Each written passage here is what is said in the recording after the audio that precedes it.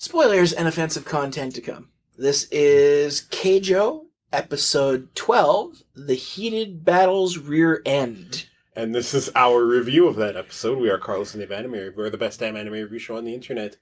We are going from one fantastic sports anime, Yuri on Ice, to another, Keijo.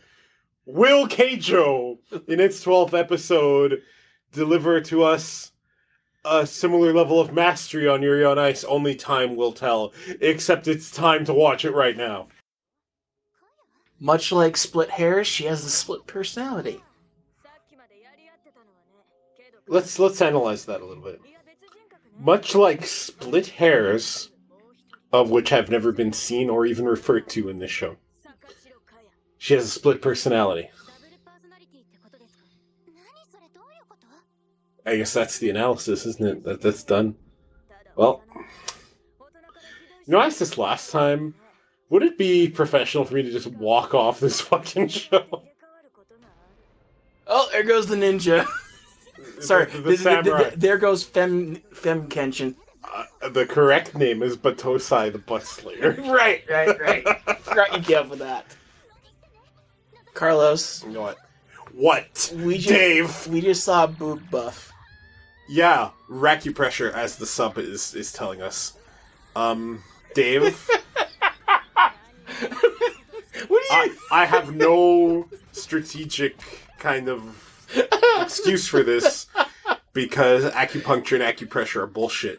Which, in turn, what am I doing? Of course there are buffs. Why wouldn't there be buffs? And how... Look at the parallel between this and the final episode of Avatar: The Last Airbender, when an quote-unquote acupressure point to the back unleashed the full power of Keijo. At last, her true form! Final form.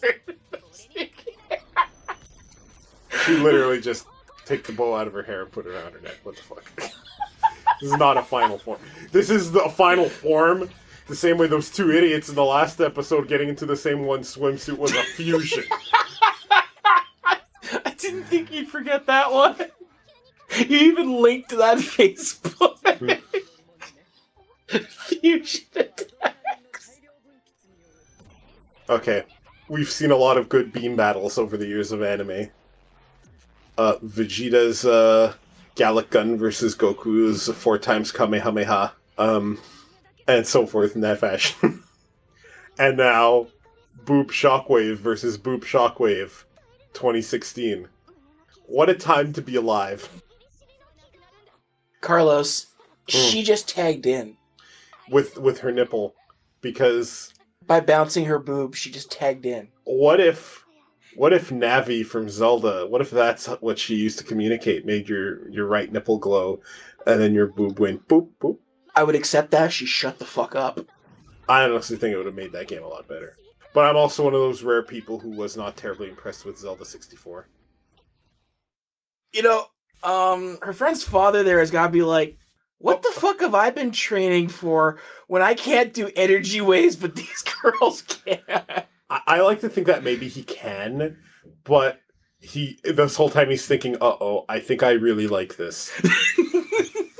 Do you know what's hilarious? I can honestly say, in more than one case, the power of Keijo has brought families back together. Good. You had that coming. Fat jokes, Nozomi. Well, she's been doing this the whole time. I know, but still. I'm kind of glad to see her get smacked. Well, that was episode 12 of Keijo and the end of this season. Hopefully there'll be more. What more can we say? Like, this could have just been a horrible fan service job. But it went so far beyond that the fan service wasn't really fan service anymore. As long as you kept an open mind in the first episode, it elevated itself so far beyond that. Mm-hmm. I've seen a lot of people online using Keijo as the worst example of fan service, but it's obvious they never even paid any attention to what it was trying to do. Here's the thing, though. with the gross kind of fan service being so prevalent in things it has no business being in, I kind of get that a show like this comes along and an anime fan might be like, man, fuck this. I get that. The fact is that fan service is often gross. And what Keijo does is it does what Senran Kagura did for humor and what Kill la Kill did as kind of a moral message about nudity and clothing.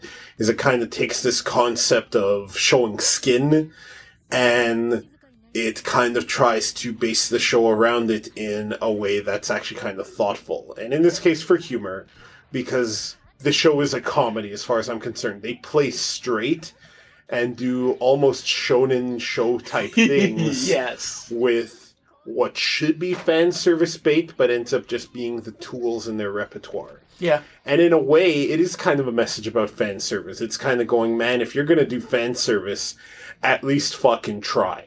Do it right. And if you're going to try, own up to the fact that you're doing it, and don't just be gross about it and slip it where it doesn't belong because you have to cater to a demographic. Yeah.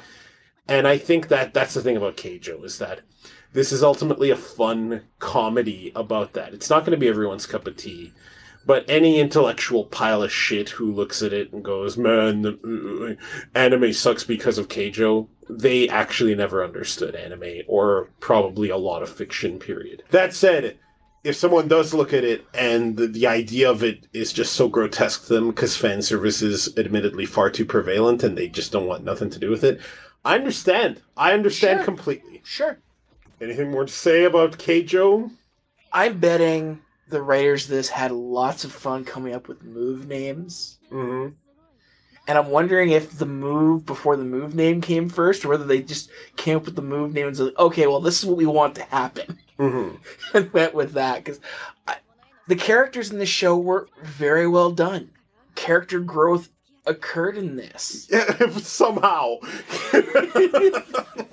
And ultimately, I like that it all came down to everybody, kind of being friendly, because the idea is that once you're off the land, animosity shouldn't be there. Mm-hmm. And that's all there had been between the East and West up until this point, that it took a good group to show them that, hey, you're not always going to be the best. Mm-hmm. Mm-hmm. I like a lot of the messages behind Keijo, and the animation was great. I like the fights. This was a good show. I think the animation ranged from really good to kind of, you could tell they're on a budget. So they kind of saved things. They saved money for the important stuff. Sure. They weren't so on a budget like Kill la Kill, where the amazing fight scenes are amazing and everything else looks like shit. And even then it didn't look like shit. It was more on a budget. Yeah. But I mean, I think the Kill la Kill references are apt, because even though I would argue Kill la Kill is the better show, and it is much more interpretive with its themes about nudity and clothing and what happens when clothes wear people kind of deal. Mm-hmm. And this is more just played for comedy. This is still fun. If Kill la Kill is a clever horror movie that seems like it's campy but is actually really smart underneath, then what this is Freddy versus Jason. It's not meant to be horror, it's meant to be comedy. This wasn't meant to be a serious sports show, a serious shonen show. The fact that it played straight what plays straight what is obviously for laughs, that's the fun in it. This show in its 12 episodes did what I Want to Be the Twin Tail did in its first couple, and then kind of died down, unfortunately. No, so far for the 3 shows that we've had finales for that we've watched today, Izetta, Yuri on Ice, and this Keijo, the writers have been right on top of things. Sure. And I mean, really, if the writing had not been as good as it was, mm-hmm. these shows would have failed. Oh yeah, and Keijo, definitely. If Keijo wasn't as self-aware as it is, I would have stopped this in episode 1. Mm-hmm. But it is self-aware, and self-awareness is important. I enjoyed the hell out of Keijo. It's not everyone's cup of tea, but it's a lot of fun. I'm really looking forward to seeing how the dub turns this one out. Me too. Devaniel. Devaniel, you know what I'm looking forward to? The Carlson Dave Anime Rave, found at animerave.xyz. Yes, we are the best damn anime review show on the internet. And if you come to our sporting events, we can't promise you'll see a nipple. But, come on by. We'll see what happens. Tune in next time. I might pop one out for fun. We'll see.